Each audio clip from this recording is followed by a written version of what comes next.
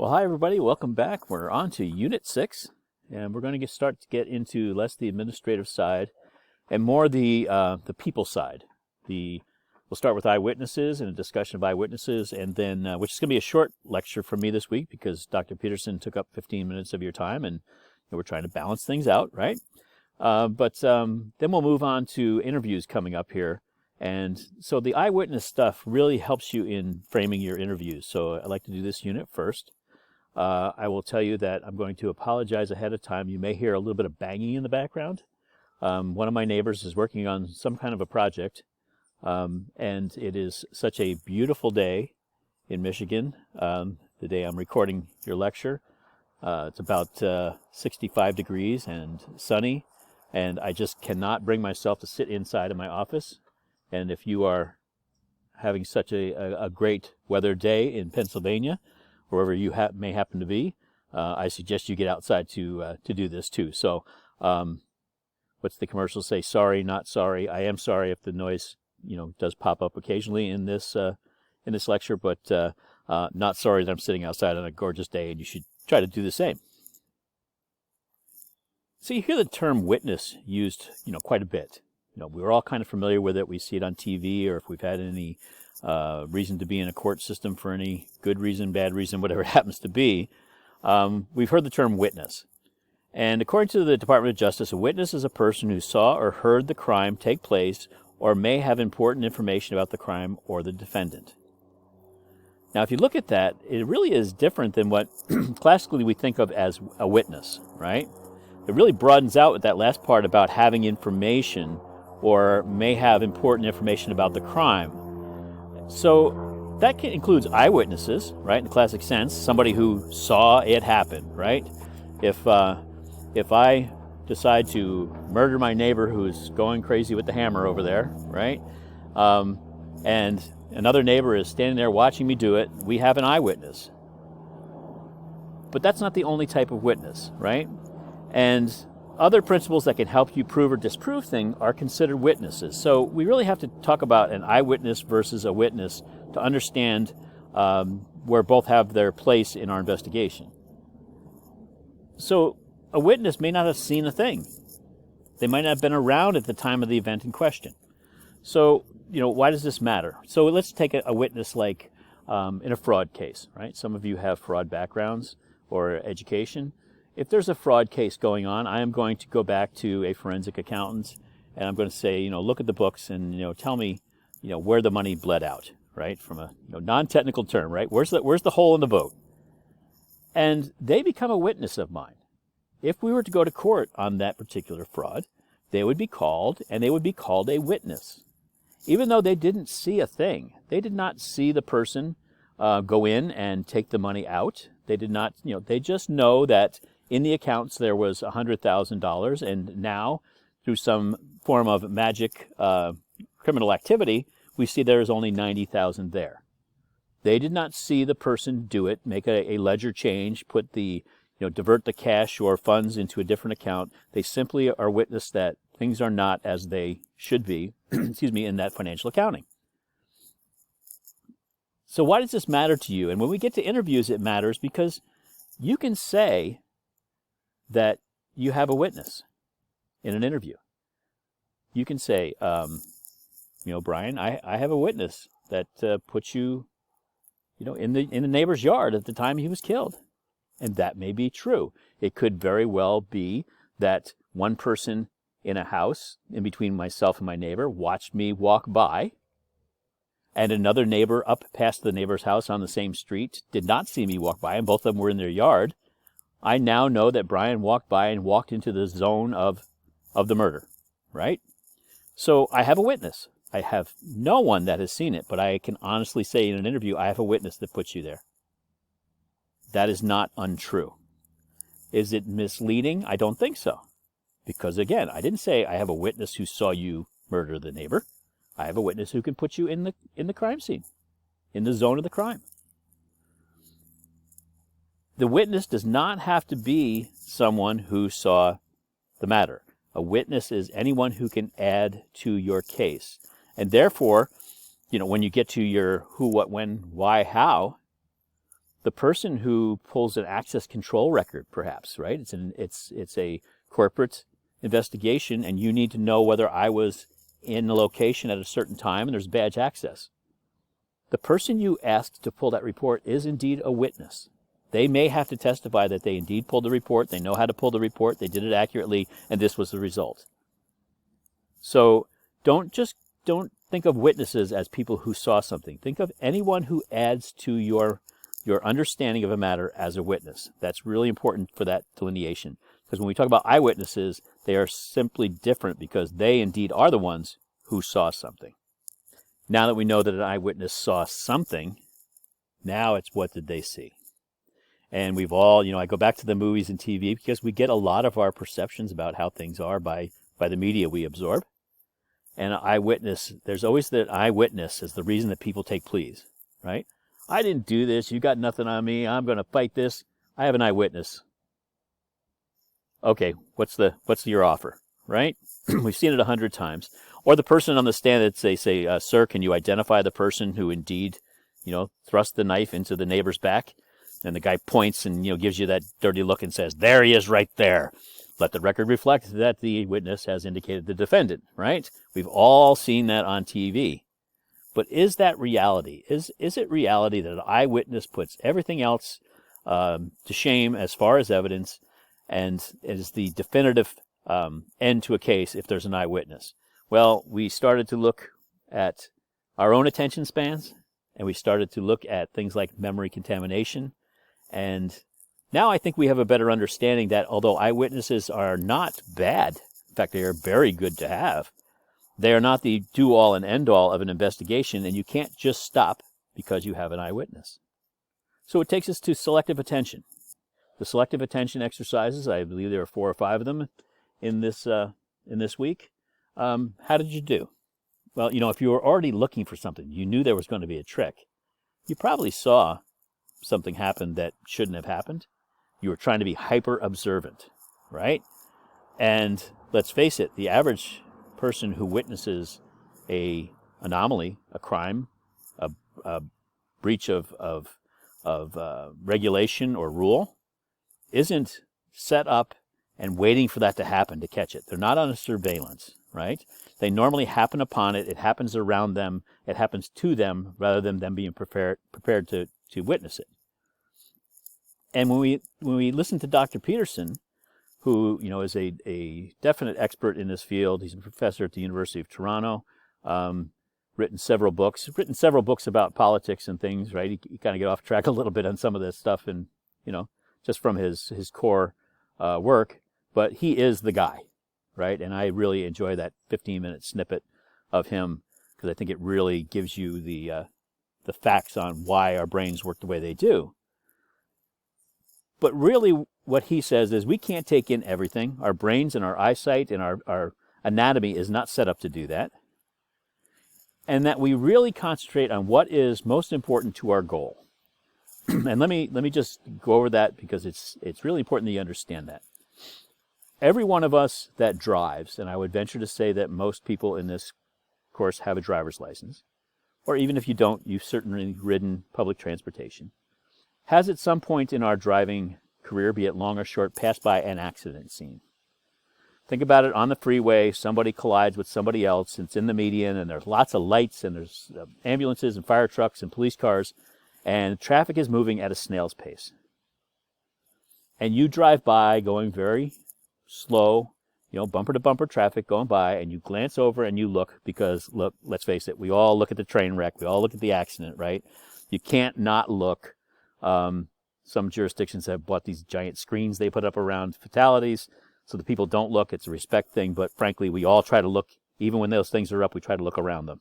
It's just how we're wired. But 30 minutes later, if I were to ask you the make, model, or color of any of those vehicles involved, unless one of them was a pink tractor trailer, right, you're probably not going to know. You stopped and you looked at that accident scene, but you won't be able to remember the make, model, and color of those vehicles. It just doesn't happen, right? You don't say, wow, there's a bad accident on the highway, a blue Honda Civic did this or did that. You're not looking at that. You're looking for something different. You're looking for carnage, maybe. Who knows what you're looking for? But your goal was to safely drive by the accident, so you're concentrating back and forth between not running into the vehicle in front of you, which is moving at a snail's pace and you're only 5 feet off his bumper, and trying to get a good look at that accident. You're not really concentrating on what were the make and model, even though you stared at that, right? Even if you sat there, you stared at it, you still wouldn't be able to tell me the make and model of those vehicles, I'll bet you a week's pay on it. So his research suggests that our observation is based on context, instruction, and goals. In the case of the accident, you don't have a instruction, but your own internal instruction was take a look and see what's going on over there, right? Context is confusion, and the context is I'm driving, so my most important thing to do is to stay on the road, and my goal is to get past the accident and get back, on the road and go wherever I was going. None of those things have anything to do with the make and model of the car, so therefore, even though you saw it, and in a normal context, if I told you when you go by that accident, tell me what make and model that is, you'd go get it, so it's possible. In your context, in the instruction that you've given yourself and in your goals, that's not important. And these anomalies, these differences, these pieces of information get processed one at a time. Think about cell phone blindness. I love this because, as you walk across campus, and I asked you, what did you do today? And you might tell me that I walked from Old Main to Weisenfluh to get something to eat at lunchtime. And it was about 10 minutes to 12, and I got over there about 12 o'clock. And I was talking to my mom on the cell phone. Okay, great. How many people did you pass? Did you pass anyone wearing a Penguins baseball cap? If I asked you those things ahead of time, you would be looking out for those things, and you would see those things. But because you're really talking about your mom, I can ask you questions about, what did you tell mom? Well, I thanked her for the care package she sent and asked her if next time she might throw a $20 bill or two in there, because that's always nice in a care package from home, right? You may remember those things because that was your goal. Your goal was to get from point A to point B, and walking you did that, and your concentration, your context was you were on the phone. So we can't concentrate on everything, and neither can witnesses. And we jam ourselves up when we expect that they can. So knowing this stuff, we need to put it in the context of how we're going to talk to these witnesses, these potential eyewitnesses in this case, right? A type of witness, an eyewitness. And you might just say, what did you see, right? But what are the questions? We always ask, did you see anything unusual that day, right? But how do we know that there's a usual? Right? If I'm going to walking down in front of my home, I walk in front of my home all the time, and if something is amiss. In fact, a couple of weeks back, I'm walking down, and my wife has beautiful roses in front of the house that she's taken a lot of time to plant. I was coming down the road, and I'm looking, and I don't see any roses. I noticed it right away because there's usually just, a burst of color in front of the house, and there was no burst of color. There were a few colors, but not nearly what it was before. When I got closer, I found out that the white-tailed deer that I have been feeding in the backyard, throwing apples off my second-story deck to them, and they're eating them like they're a zoo animal, right? They wait for me to throw them, and they walk up to get them. Had also feasted on her roses, right? My usual was that there's a burst of color when I walk down the street. I can see it in front of my house. That's the usual. The unusual was it was gone. But let's just say that I was just anybody else walking down the street, and I was doing it for the first time. Was anything unusual? Absolutely not. There were some flowers. There was no difference. So we have to understand the person's context and their understanding of what's usual, right? So what can we do really to account for selective attention, right? There's a couple things you can do in an interview and as an investigator to account for that and to understand that you need to make allowances for it. Now that you understand that selective attention is really what we're concentrating on and what our usual is. So as a corporate investigator in an interview, when talking to potential eyewitnesses, there are 3 things that I found to be very helpful and some things to avoid. So when you're asking questions, you should not prompt people beyond what they've already told you, right? If I asked, if I was an investigator and said, Brian, you were walking down the street and What did you see? Well, I was coming down the street as I normally do. There's a bit of a grade there. I can see the front yard from a little ways away. There's always these beautiful colors, and I didn't see the colors, and that made me think, wow, what's wrong with the roses? Are they dying? Should I be asking about, well, how about the neighbor's yard? Do they have roses? Those things? That's really not indicative of anything that we need to know.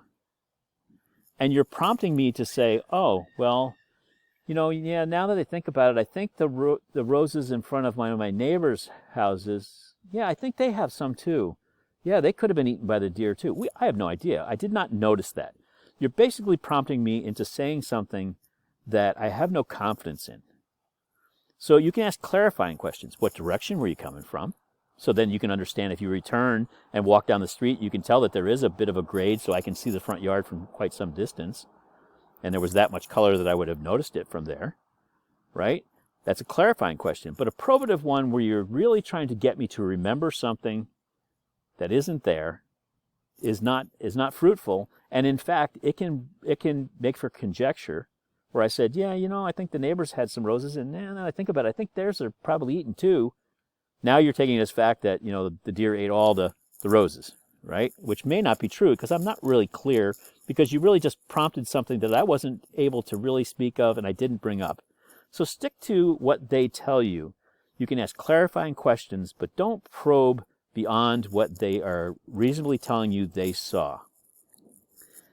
Second, you want to understand what their normal routine is in that time and place, right?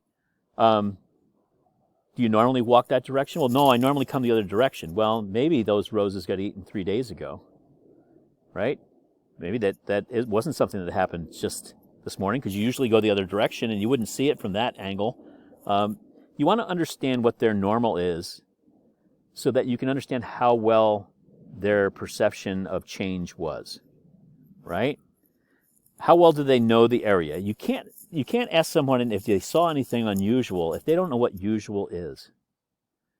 The first time I came to the Slippery Rock campus, I pictured it differently. Now, actually, I was really impressed with what I saw. Here in Michigan, our state schools tend to be very institutional looking, right? There aren't as many trees planted at some of them. Sure, University of Michigan and Michigan State being the big money makers, if you will, in the state for education. They have very nice campuses, although Michigan State is much nicer than Michigan's, I will tell you, having been on both campuses extensively. But I was very kind of surprised at how well the campus was maintained and how nice it looked, and just the feel of the campus. I would have had no reference point until I went there. So if you ask me, was there anything unusual? I said, well, yeah, it's really well kept. Well, that's not unusual. The campus is well kept. You have, the opportunity to study at a place that's actually very well maintained and well kept. That's not unusual. To me, it was unusual because I had a perception. So really try to understand what the person's frame of reference is. And then most important, when you have an eyewitness, maybe you have more than one, piece together their accounts. Okay? I was walking down the street and I noticed that the roses were gone in the front of my house. We talked to another neighbor who was also walking that day, and they said, yeah, I noticed they were gone in front of the judge's house across the street, but not in front of Brian's house. I really didn't notice that. Well, now you have two houses, right? We're trying to catch and, pin that one deer that's eating the roses and put him in jail, right? But you understand that we're not trying to get others to discount what I said, but we're trying to get a fuller picture of the scene by talking to eyewitnesses about what they may have seen. And in your account, you can say, Brian noticed that the roses in front of his house were damaged. And Mrs. Jones noticed that the roses in front of the judge's house were also damaged. So now we have two occurrences. Don't try to prompt one witness with the other's account, but piece them together afterwards when you look at your interviews. Which really leads us to memory contamination, and I find those articles to be very valuable as well.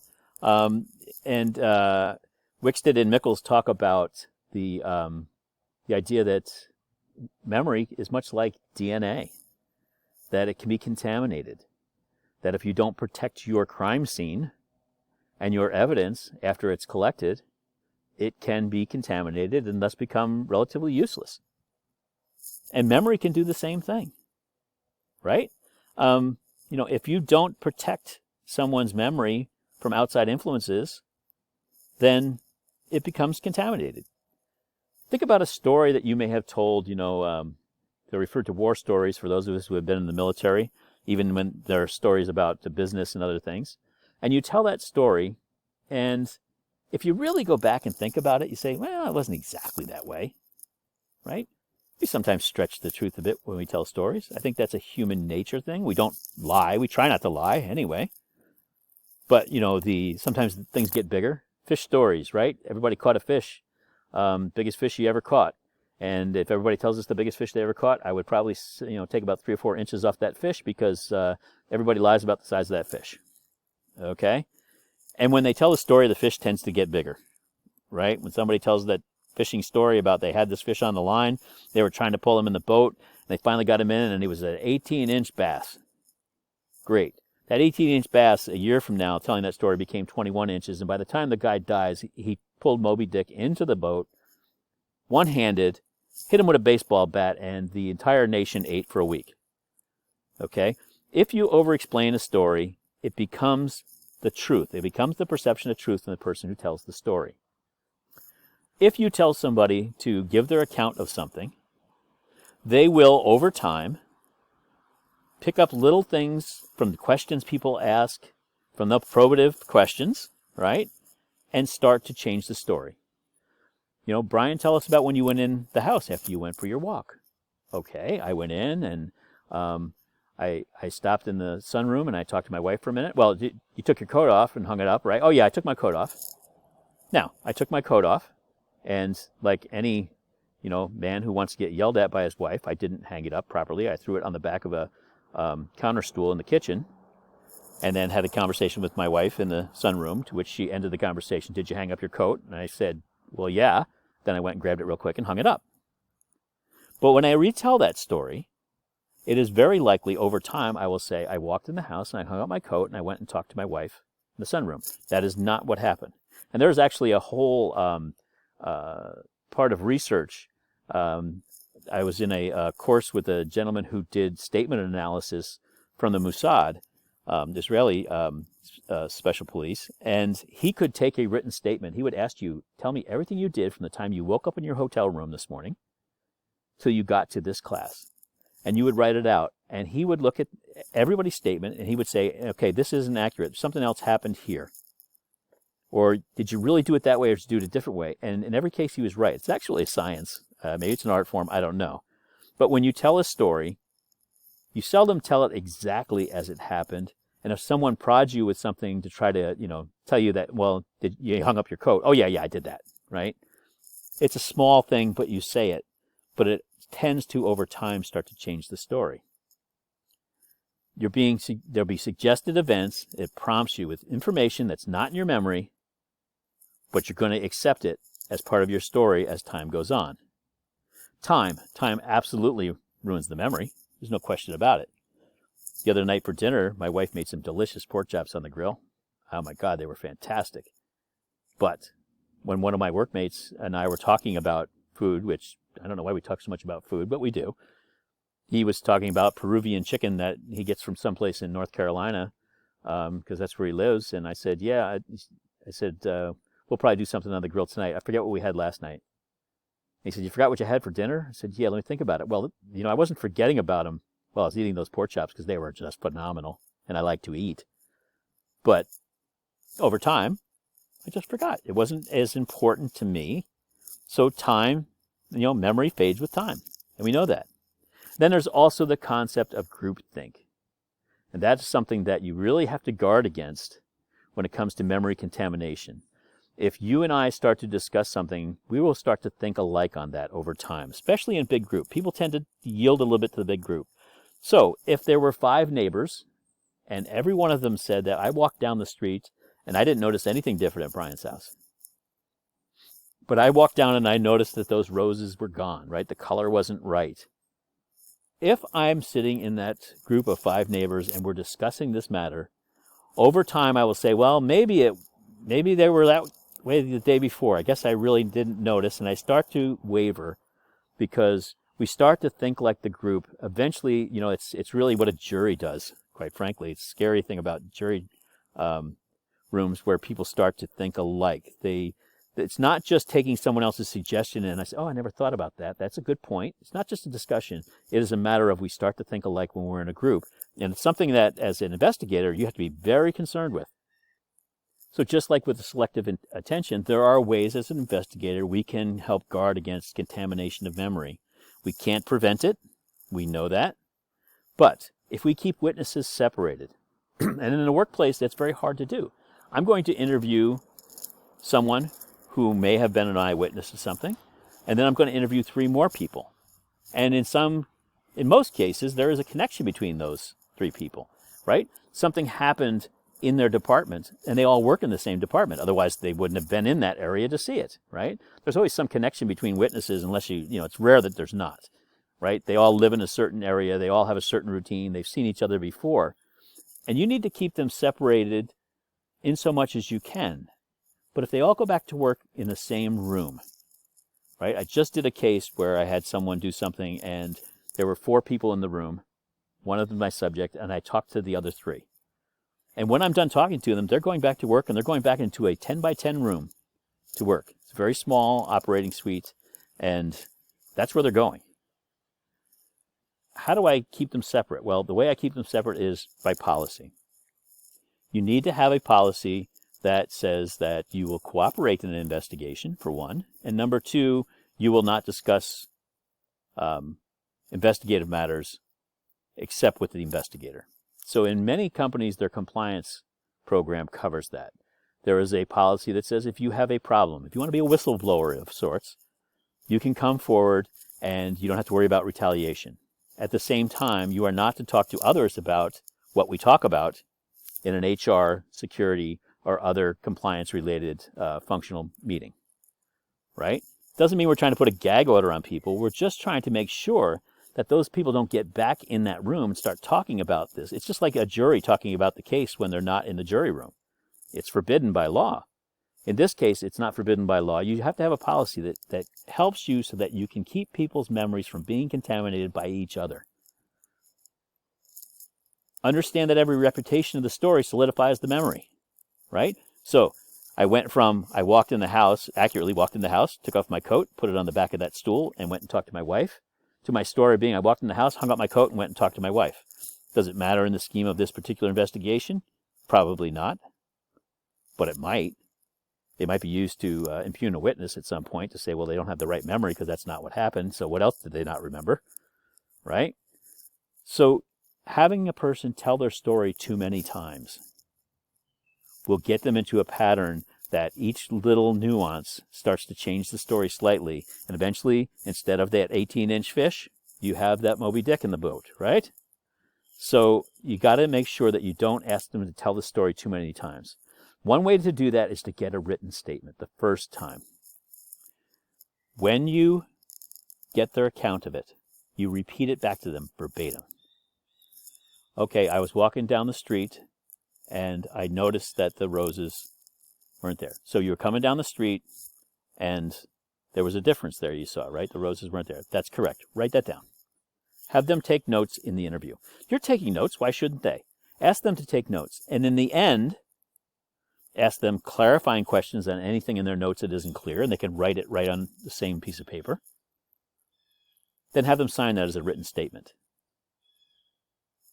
In that case, you have the freshest and best version of their story without any undue influence or contamination of their memory. Okay? In your interviews, don't introduce the accounts of others. That's already done. So if I've interviewed one person and they tell me they walked down the hill and they didn't notice anything different about anybody's front yard, and then I interview Brian, and Brian says I walked down the street and I looked in the front yard and I noticed the roses were not there. The color wasn't there that's normally there. It's not that big burst of color. Thought something was wrong. If I say to Brian, well, I talked to your neighbor and they walked down the street and they didn't notice any difference. I've planted doubt, and I start to test my memory, and I start to doubt my own memory. And I will change my story slightly very often in those cases. So when I say, well, I spoke with Jane and she said the man was wearing a hat. Can you confirm that? Well, I have two choices here. I mean, I can either say, no, I recall the guy didn't wear a hat, or if Jane says so, then it's probably true. I know Jane. Jane works with me. She's really smart and she's always a stickler for detail. So yeah, the guy was wearing a hat because Jane said so. So therefore, that's my testimony too. That makes for very bad evidence, because maybe Jane saw a man in a hat and you saw another man without a hat, and maybe both of them are responsible for whatever it is you're investigating. But you have planted the seed that Jane said the man was wearing a hat, so therefore if I think Jane is accurate, then therefore the hat is accurate, and I will acquiesce to that and say the hat is accurate.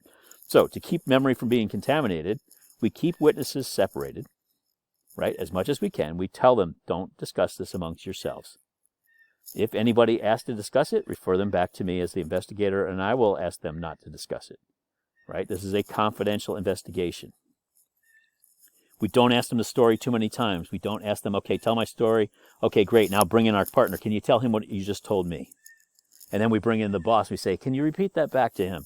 Every time the story will go a little sideways, and then you'll be asking clarifying questions. But didn't you tell me this? It just blows the whole thing up. Get that written statement after the first interview. Everything you told me, I just need you to write down. Take the notes as we go along. And in fact, when they say something of note, say, okay, go ahead and write that down so that we don't forget that. Like they're taking the notes for the meeting. And in the end, have them sign it, because that is what they told you. And that becomes your freshest and best version. And then never introduce, when I spoke to somebody else, they said something different. Unless you're talking to a subject, and we'll get to that, right? If it's the person that you know that you're setting your sights on and you've got enough evidence, you've gone through your entire investigative plan, and this is where it points, then you might say, well, I have someone who said this, different than what you said. Can you explain that? Right? That's a tactic for a subject. But when you're just dealing with potential eyewitnesses, never introduce what somebody else said, because it will taint the eyewitness account of the person you're actually interviewing. So as we're starting to wind down, because I told you this would be a little shorter because Dr. Peterson has 15 minutes and you did have some videos and a little bit of reading to do. When it comes to eyewitness accounts, in our discussion, what I'd like you to talk about is your personal results on those selective awareness exercises, right? The Hershey's Kiss under the cup, there were several of them there, right? I want you to just tell us, how you did, right? Be honest. I will tell you that I was mine was just abysmal. There's one there that's in Dr. Peterson's video that he inserts in the middle of it. That's a classic that everybody, I can't imagine that half the class has not seen that one before. And the first time I saw it, I totally missed the most obvious thing that happens in that video. I won't steal it from you. If you haven't seen it, you probably should have by now. In fact, you have probably done the reading first and the test first. So the gorilla. I missed the gorilla. And quite frankly, I saw it twice and still missed the gorilla walking through. Tell us about your experience with one or more of those tests and what you may have missed, and whether that, were you surprised that you missed that? I mean, just tell us about your experience. What does Dr. Peterson's explanation tell you about eyewitnesses? Well, he's not telling you that they lie, that they're unreliable in the sense that they are unreliable as people. But maybe he's telling you something about the reliability of what they're telling you, right? When you read the Scientific American article on memory contamination, what might you do to guard against or understand how pure an account of an incident might be, right? Understanding what you know about memory contamination, what are some of the things you might do, okay?